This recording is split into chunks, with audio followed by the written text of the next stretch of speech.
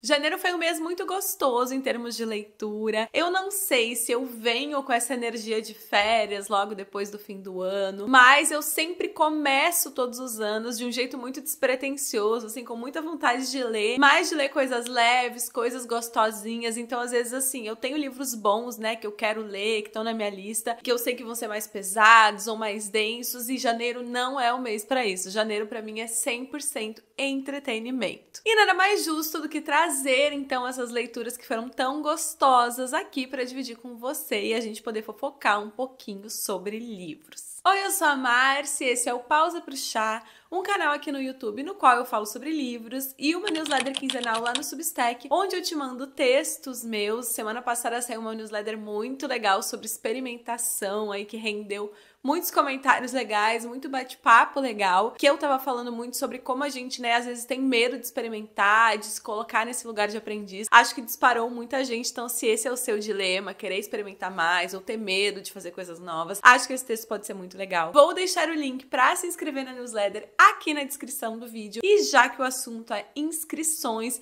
se inscreva também no canal, que toda quarta-feira sai vídeo novo aqui no YouTube. Bom, vamos começar então os idos de janeiro com uma recomendação que quem me fez foram ninguém menos que Taylor Jenkins Reid e Emily Henry, apenas as minhas autoras de romance favoritas. E aí foram elas que me recomendaram The Rom-Comers, da Katherine Center. Na verdade, assim, tem aqui em cima, né, uma aspa da Emily Henry dizendo que é o livro nota 10 pra ela, assim. E aqui a Taylor Jenkins Reid diz atrás que tem fortes energias de Nora Ephron, que é uma grande aí, famosa por suas comédias românticas, como Harry, quando Harry conhece Sally? Não, acho que é Harry e Sally feitos um pro outro. Mensagem pra Você e várias outras comédias românticas anos 90 muito famosas. Poderia ser um clickbait, né? Um fanbait aqui de que as duas, que são as mais insensadas autoras, estão recomendando esse livro, mas eu resolvi pagar pra ver, literalmente, comprei o livro, né? Felizmente, The Rom-Comers tem tudo para ser do nosso agrado, nós mulheres que amamos um bom romancinho com escritores. O único problema desse livro pra mim, né, e pra você talvez, é que ele tá em inglês e eu não achei nenhuma informação de tradução, de lançamento dessa versão traduzida. O que será uma pena se ninguém traduzir, porque tem tudo para ser um grande best-seller aí. Inclusive, a autora já foi publicada no Brasil com outro livro. E assim, eu não sou uma pessoa que lê tanto assim em inglês, mas eu achei de boa de ler esse aqui. Às vezes eu pesquisava uma coisinha aqui outra, mas eu achei que é uma leitura que flui fácil. Então, se você tá tentando ler mais livros em inglês, talvez seja um bom caminho aqui, o The Rom-Comers. Bom, aqui a gente tem um clássico que eu amo, que é escritores escrevendo sobre escrever, né? E escritores como protagonistas. Então a gente tem o Charlie, que é um roteirista muito famoso, assim. Desde o primeiro filme que ele escreveu na faculdade, ele já virou esse ícone meio cult, mas ao mesmo tempo super insensado, assim. Eu fiquei pensando que talvez ele fosse tipo um Tarantino, só que não tão violento. Mas ele escreve uns filmes, assim, de zumbi, de múmia. O grande sonho dele é fazer um filme da máfia. Do outro lado, a gente tem a Emma, que era uma roteirista que poderia ser super promissora, né? Ela é apaixonada por comédias românticas e ela ia começar ali um super estágio e tal e começar a carreira dela de escritora. Só que o pai dela sofreu um acidente muito grave e a Emma teve que começar a cuidar do pai. Então ele é uma pessoa que precisa de cuidado meio que 24 horas, porque ele pode cair, ele pode se machucar e tal, ele tem uma questão toda ali de desbalanço. Ele precisa de alguém olhando pra ele o tempo inteiro, não é só dar um remédio, ficar atenta, tem que estar com atenção plena nele. Um dia qualquer, o agente dela, porque ela, apesar de não ser, né, não tem um portfólio, não tem muita coisa assim grande ter acontecido com ela, ela tem um ex-namorado que virou agente dela ali meio que por pena ou por reparação, mas aí depois você entende por quê. E aí esse agente liga pra ela e diz: olha, eu tenho o trabalho perfeito pra ti. Tu vai reescrever o roteiro do novo filme do Charlie. E aí eu esqueci de mencionar que a Emma é muito fã do Charlie, mas fã a ponto de ter uma uma foto dele na parede. Tipo, ela já leu os roteiros dos filmes dele milhões de vezes. E mesmo que não tenha exatamente a ver ali com o que ela gosta, né, de escrever, com os filmes que ela gosta de assistir, ela é muito fã dele porque ele é, assim, o escritor, o maior roteirista, o mais.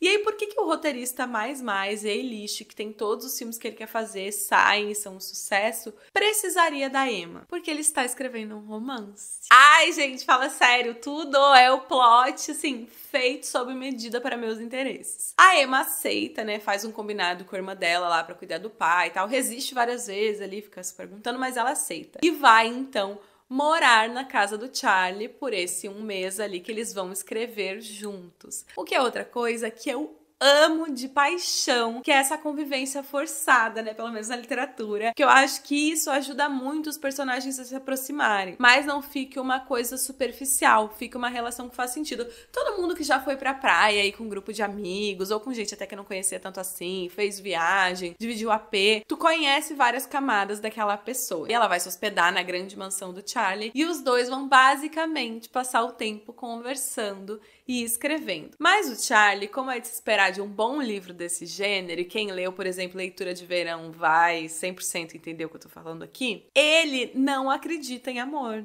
Ele não acredita em romance. Ele acha que comédia romântica é uma bobagem, é muito fora da realidade. Sendo que ele escreve filme de zumbi, de múmia. Então, assim, é o amor mais inverossímil, mais fora da realidade do que as coisas que ele escreve. E a Emma vai usar, inclusive, esse argumento contra ele. Eu amei que ela use isso. Porque ela, apesar de ser muito fã, e ela fica assim, dá pra sentir todo o dilema dela de tipo, meu Deus do céu, é ele tá tomando uma água. Olha ele pegando uma caneta, sabe? Tipo, ela tá meio deslumbrada, o que é uma coisa que eu particularmente amo. Ela também não deita, então ela responde e ela fala a real pra ele. Isso é uma coisa que eu acho que é bastante positiva desse livro. E ela vai ficar tentando provar pra ele que as coisas que ele escreveu não são românticas, né? Como é uma coisa que ele meio que não respeita, que ele não se importa, ele acha que escrever qualquer coisa tá bom.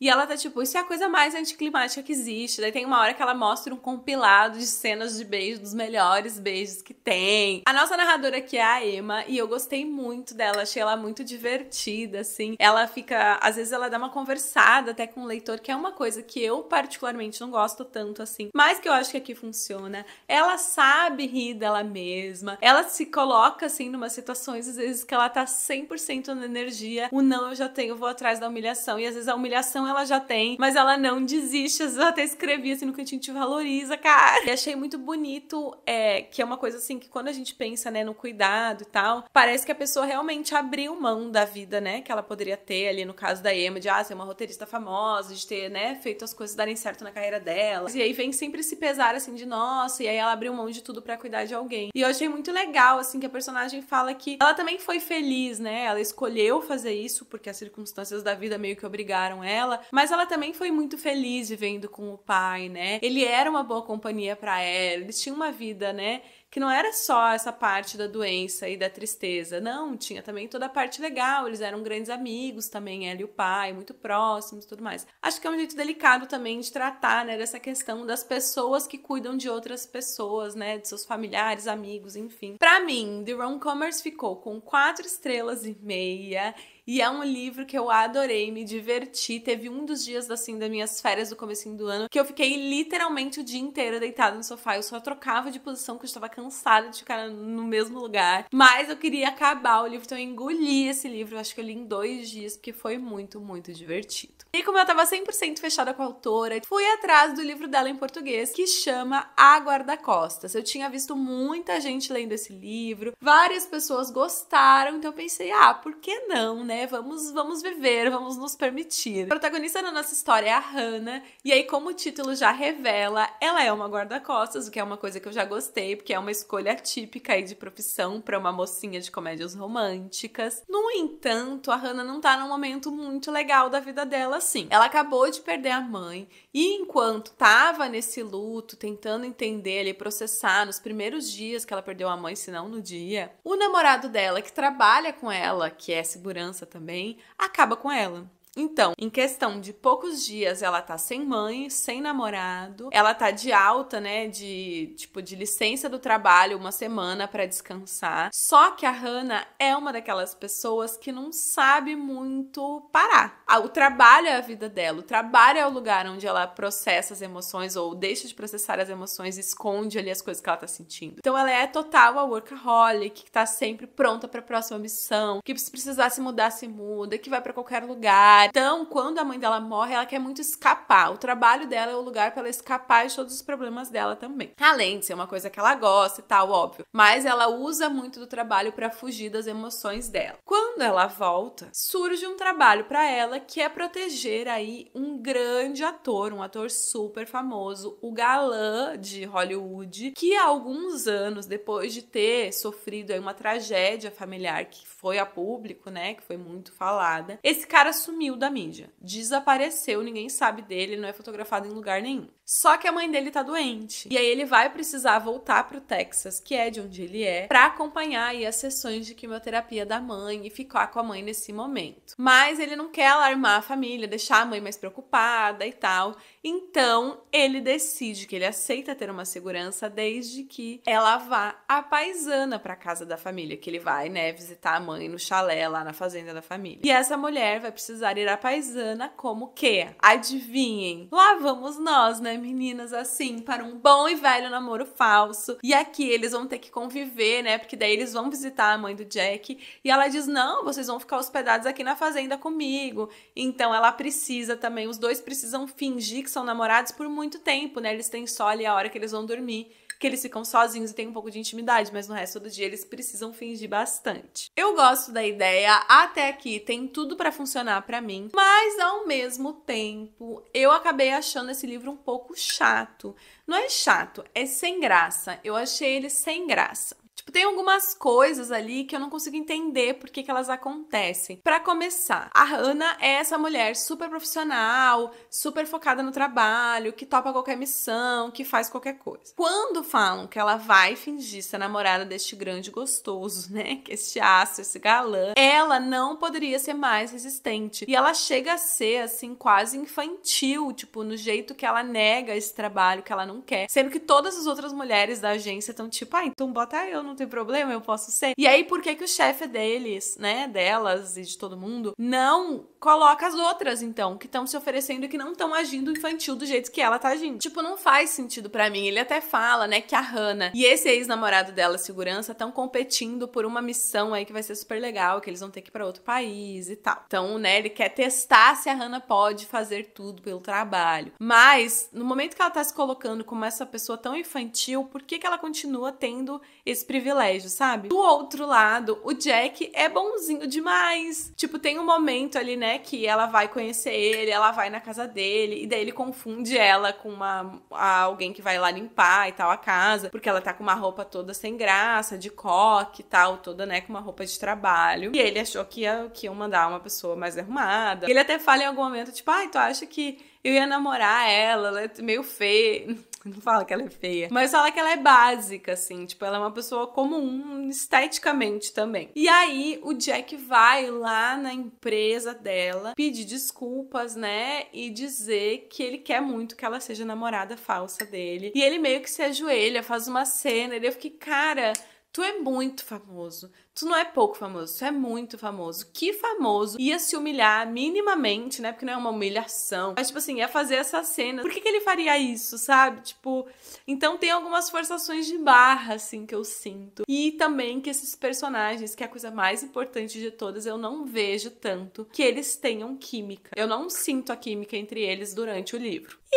aí, sem química, fica muito pouco, né? Sobra muito pouco. Eu acho que as conversas que eles têm, eles tentam, assim, às vezes, né, ter uns momentos ali, mas as conversas também são meio superficiais. Eu não consigo muito bem me conectar com esse casal, assim. Acho que não é uma paixão realmente, sabe? Que a gente torce, que a gente acompanha e sente. Tipo, por exemplo, no The Rom-Comers, que é o outro livro dela que eu li, o Charlie, ele é meio comedido. Então demora pra ele falar como ele se sente, né? A Emma fica ali se jogando, às vezes, pra ele, e ele meio que sendo um bunda mole, né? Ou estando no direito dele de não querer, mas como a gente sabe que ele quer, ele não fala nada. Então o problema não é a velocidade de as coisas acontecerem meio lentas. Eu acho que o problema é realmente essa falta de faísca, sabe? Eu não vejo porque ele se apaixonaria por ela, vejo porque ela se apaixonaria por ele, porque ele é lindo, artista de Hollywood e gente boa. Mas também é isso, assim, uma relação sem sal. Assim, não é um livro ruim, né? Eu dei 3 estrelas, então ele fica um pouquinho acima da média. Mas, ao mesmo tempo, sinto que tinha muito potencial pra ser uma coisa muito mais legal. Todo esse rolê de ela proteger ele, de ela ser a guarda-costas, eu acho que poderia ter gerado momentos mais legais. E aí é isso, ela é uma mulher super forte que derruba ele, assim, sem pestanejar no chão. Mas, ao mesmo tempo, ele fica carregando ela nas costas em vários momentos, literalmente, tá? Não é uma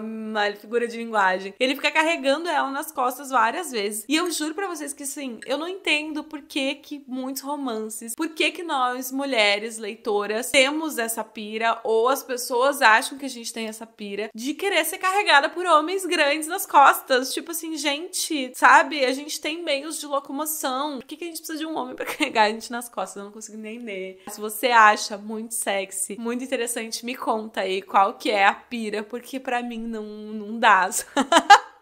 Tipo assim, eu não consigo imaginar uma situação em que 2 adultos, a não ser que um deles tenha se machucado, carrega o outro nas costas. Tipo assim, só porque sim. Sei lá, gente.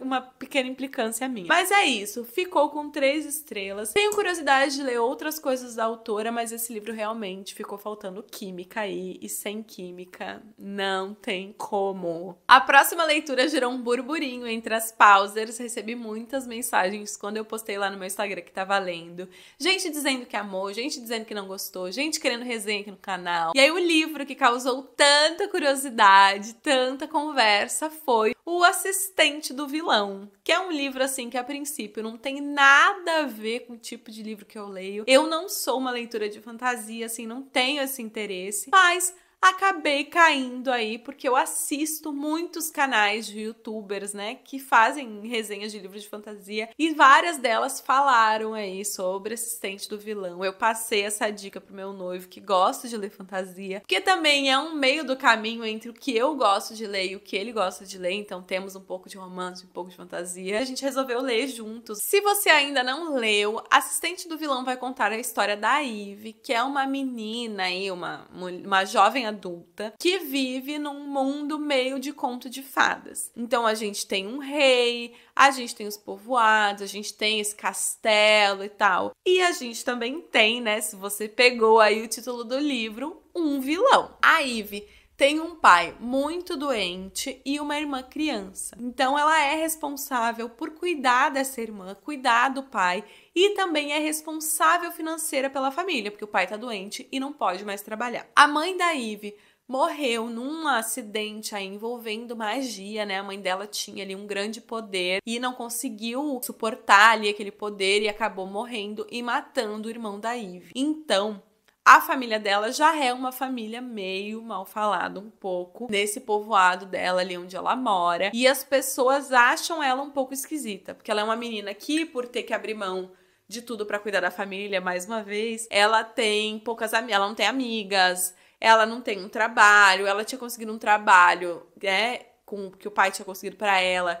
E aí ela se demitiu e tal, então ela é super desengonçada, ela cai o tempo inteiro, tá, tipo, é até um motivo de piada, assim, no livro, tanto que ela cai em qualquer situação. Ela é essa chacota meio do bairro dela ali, ninguém bota muita fé nela. Um dia, ela tá voltando de mais uma entrevista, de uma tentativa de conseguir um trabalho, frustrada que ela, né, acaba sendo muito boazinha e deixando a vaga pra outra pessoa que precisa mais que ela, sendo que ela precisa bastante. Ela encontra o vilão. E aí eu amo que ele seja apenas nomeado como vilão. Por um bom tempo a gente não sabe o nome dele, né? Ele tem um nome. O que foi um pouco decepcionante, eu preferia que fosse só o vilão mesmo. Mas ela encontra esse cara. Ele tá fugindo e tal dos guerreiros do rei. E ele oferece pra ela um trabalho como sua assistente. O livro meio que é uma sátira aos contos de fada. Então a gente tem vários elementos desse universo mágico, tem dragão, tem essas mulheres, né, e pessoas que mexem com magia, o vilão também, né? Tem um sapo que ele usa uma coroinha e ele escreve numas plaquinhas, assim, tipo, ele não consegue falar, mas ele entende tudo e sabe escrever. Então tem várias mini coisinhas mágicas, né? E tem no começo do livro também o mapa desse lugar e tal. O que conceitualmente me interessa, né? Eu acho divertida essa ideia da sátira. Mas eu vou te confessar, assim, que o começo dessa leitura pra mim foi muito constrangedora, assim. Eu fiquei com uma sensação de,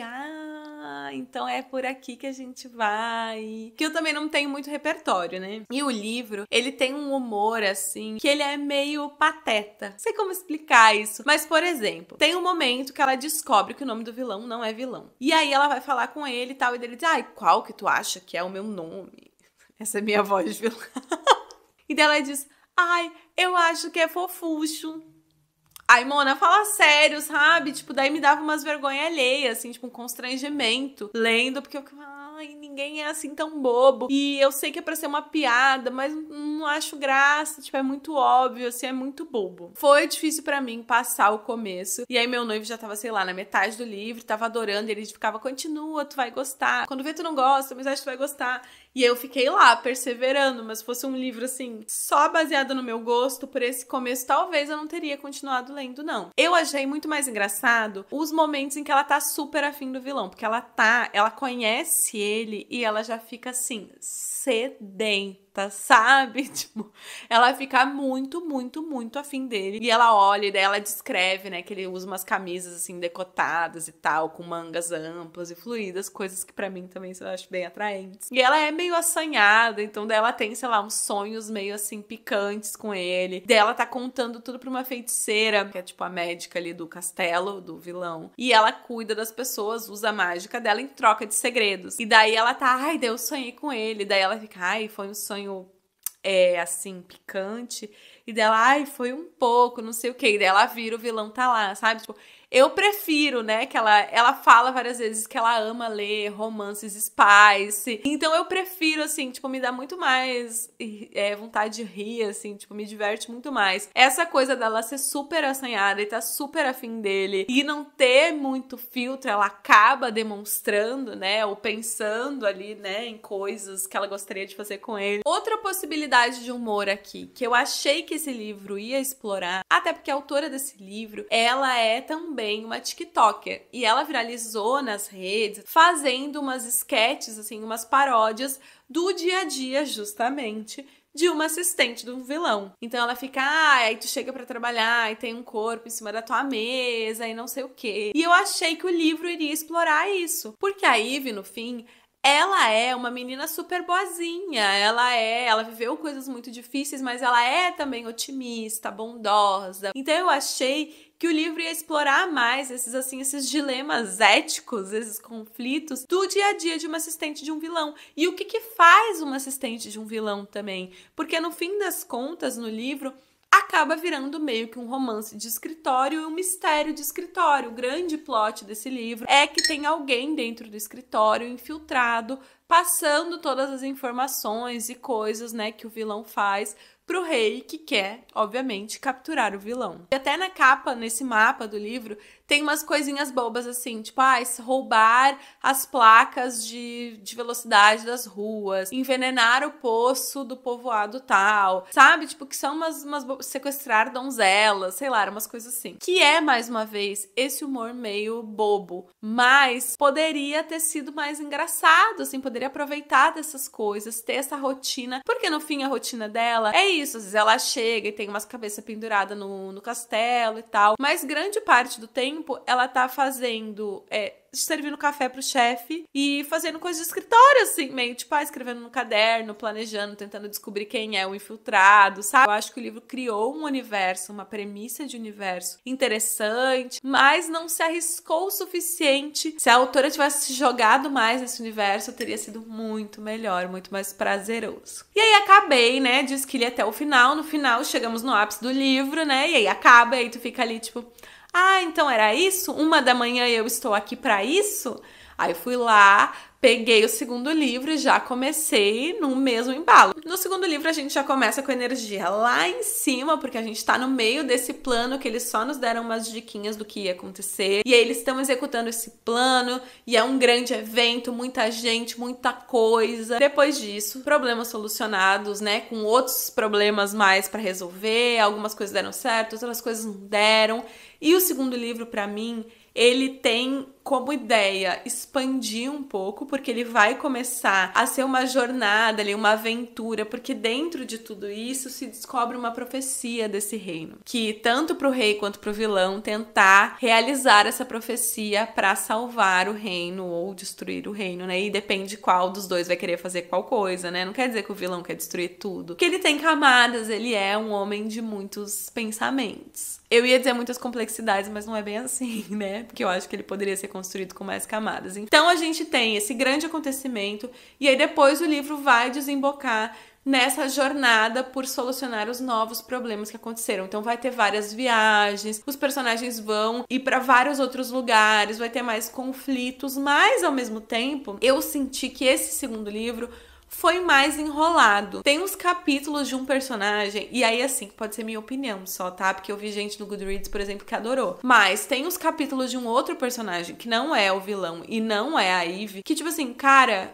por que que eu tô lendo isso? Eu não estou nem aí pro teu romance, eu não tô nem aí pra nada. Claro, quando eles estão todos convivendo na mansão, é interessante saber dessa história dele, ele é um personagem queridinho. Mas agora o pau tá atorando, a atenção sexual, assim, cortando com a faca, sai daqui, eu não quero saber. Eu senti muito, assim, de verdade. E não é uma sensação legal de que o livro tava me enrolando no meio. Então ele começa lá em cima, daí ele dá uma baixada, fica te enrolando, te enrolando, te enrolando, te enrolando. E eu repeti tantas vezes, porque é essa sensação de que é uma enrolação contínua, pra ele ir começando, tu sente que o livro tá chegando no final, e eu não tava lendo o livro físico, eu tava lendo no Kindle. Então não é que o peso, tipo, que eu tô vendo que tem muita página aqui e tá sobrando bem pouquinha nessa mão. Era porque tu vê que tá começando agora, o pau vai começar a torar de novo, vai começar... Só que tem pouco tempo pra tu solucionar. Por quê? Porque ele tem um terceiro livro. E eu não acho que isso é justo. Tipo, tem várias trilogias, tetralogias, enfim, que conseguem dividir bem o que que vai ter de história em cada uma e não ficar enchendo ali linguiça até chegar no final do livro pra ter um terceiro. Não precisava ter 3, podia ser 2 e tu contar essa história bem contada, por exemplo. E aí muito do que me irrita também é que esse romance não avança. Então eles ficam ali se provocando. Ai, beija, não beija. Falo pra ela que amo ela, não falo pra ela que amo ela. Então eu entendo, por um lado, que é esse slow burn, esse romance que vai acontecendo aos poucos, bem lento, que vai e quase não vai, e quando vai acontecer, alguém chega e atrapalha. Só que é muito frustrante, tipo, e é isso, né? Foi o meu motor de leitura, meu propulsor de leitura, mas ao mesmo tempo num engajamento meio da irritação, assim, de tipo assim, ai, pelo amor de Deus, fiquem juntos logo, nem que seja uma noitinha, uma dessas viagens, sabe? Para de cortar tanto quando acontece alguma coisa, a gente já dá 20 passos pra trás, já chega alguém, já atrapalha. Me dá um pouquinho mais. Isso me frustra, mas tudo bem, eu já li outros livros nesse sentido, de que vão demorando para as coisas acontecerem, e quando acontece, uau, catártico, e também é isso, vocês estão criando expectativas, então vai ter que ser muito catártico quando de fato acontecer. Tem essa estrutura, eu sei que ela existe, e por si só ela não é um problema. Então o que que é o meu problema aqui? Que as coisas que vêm depois disso, as intromissões que vêm no meio disso, não são tão interessantes assim, elas não são à altura do que a gente estava tendo ali com a interação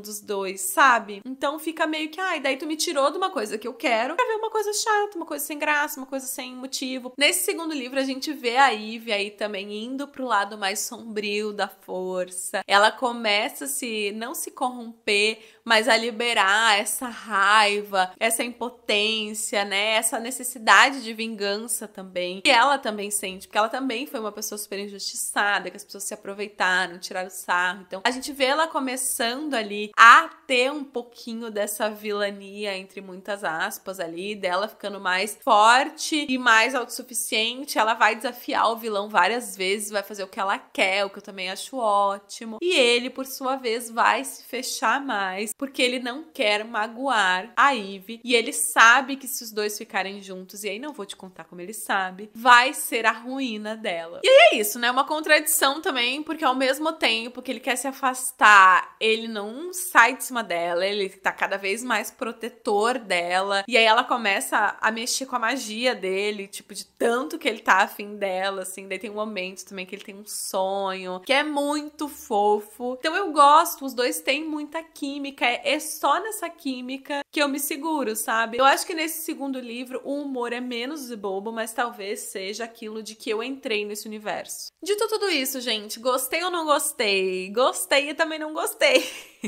Ninguém vai ganhar, todo mundo vai perder e quem perder vai ganhar. O lance é o seguinte, eu me diverti, gostei da química dos personagens, sigo gostando dos dois, sigo também querendo que tenha mais camadas, mais profundidades. Nesse segundo livro a gente entende um pouco melhor a história do Tristan e de como ele virou esse vilão, o que eu acho legal. Eu acho que os dois são 3 estrelas na real, porque o que eu gosto de um tem algumas coisas que eu gosto no outro, mas tem coisas que eu odeio num que eu prefiro no outro. Por último, a gente tem um livro que eu li pela metade, então eu li metade em janeiro, metade em fevereiro agora, e estou totalmente obcecada, né, nessa segunda parte, que se chama Poeta Chileno, do Alejandro Zambra. É um livro que já estava na minha lista tem um tempão, que vai vir uma resenha completa aqui no canal dedicada só pra ele. Já tinham me recomendado muito esse livro, encontrei numa livraria, comecei a ler só pra ver qual era, e de repente tinha lido 40 páginas sem parar, então tive que trazer pra casa e nos encontramos aí num relacionamento bem fechadinho, abraçadinhos todo dia de manhã. O livro vai contar a história do Gonçalo e da Carla, que são 2 adolescentes que basicamente querem muito transar. Só que eles têm um relacionamento ali bem tradicional, namoro de sofá, sabe? Então eles até ali tentam uma coisinha que outra, até que um dia eles ficam sozinhos em casa e finalmente transam. A transa é horrorosa, pavorosa, terrível, a ponto de a Carla terminar com o Gonçalo, que vai ficar ali arrasado por ela. E aí a primeira parte do livro vai falar muito disso, né, desse relacionamento dos dois dando errado, e dele sofrendo, escrevendo poemas pra ela nem aí pra ele. E a segunda parte, que é onde eu estou no momento, é os dois se reencontrando alguns anos depois, e aí eles saem juntos, voltam a namorar, e a Carla, nesse momento, tem um filho já de 6 anos, de quem o Gonçalo agora vai ser padrasto. E essa relação de padrasto e enteado vai estar muito presente aqui. E até o momento é a minha parte preferida, é a coisa mais bonita que tem nesse livro. Eu tô gostando de muitas coisas desse livro. O narrador é meio cínico, ele é bem humorado, então tu dá risada, mas não uma risada assim de ai, hahaha, chacota. É uma risada de que ele é meio ácido, assim, então ele critica os poemas do Gonçalo. Ele fala, assim, ele é um narrador que ele é meio distante, ainda que ele saiba de tudo que aconteceu, que os personagens estão pensando. Ele é um pouco afastado, então é como se ele estivesse te contando um negócio, fazendo uma fofoca, assim. Então é muito legal de acompanhar. E a partir do momento em que o Vicente, que é o enteado, né, do Gonçalo, entra na história, vem uma ternura, uma fofura, assim, do nada, que te pega, assim, que me arrebatou por completo. A relação dos dois é muito legal. E eu amo o Vicente criança, sério, é muito bom. Eu não sei pra onde o livro vai, comecei a ler sem saber também, porque esse começo é bem banal, assim, mas depois a gente vem pra essa convivência familiar e aqui, essa relação do Gonçalo e do Vicente são, assim, pontos altíssimos dessa obra. E é tão bom, estou gostando tanto que já estou vindo aqui no Lidos de Janeiro, sem nem ter terminado, pra fazer essa recomendação aí, porque eu tenho certeza que vai entrar aí nas minhas leituras favoritas do ano. Ai, altas expectativas, né? Tomara que não dê tudo errado depois. Mas eu tô gostando muito e só o que eu li até aqui já teria valido a pena. Então, recomendo fortemente. Bom, é isso. Espero que você tenha gostado aí das minhas leituras de janeiro. Como eu disse, foi um mês em que eu li bem, me diverti, foi muito gostoso todos os livros que eu li. Mesmo que eu não gostei tanto assim, tipo, porque eu tinha críticas, né? Porque no fim teve 2 livros que eu gostei muito e 3 que mais ou menos. Mesmo que eu tenha críticas a esses livros, né? Foi muito legal, foi um mês assim que eu li muito despretensiosamente e que eu me senti totalmente envolvida pelos livros e com aquela vontade de continuar lendo, de ficar lendo até um pouquinho mais tarde, ou de ficar, mais 5 minutinhos só pra eu ler mais uma pagininha, sabe? Que eu queria muito seguir essas histórias, assim, tava empolgada pra ler. E acho que isso sempre é um bom sinal. Então espero que tenha sido divertido pra você também acompanhar esse vídeo. Me conta nos comentários se já leu algum desses, se colocou na sua lista, que livro você leu em janeiro, se gostou. Eu já falei e falo sempre aqui nos vídeos do canal que eu amo bater esse papo. Ter essa troca é o que me faz ter o canal aqui no YouTube também. Eu compartilho minhas leituras, mas eu também quero saber o que vocês acham disso tudo, se já leram, e que a gente siga batendo papo aí sempre. Um beijo e nos vemos no nosso próximo chá!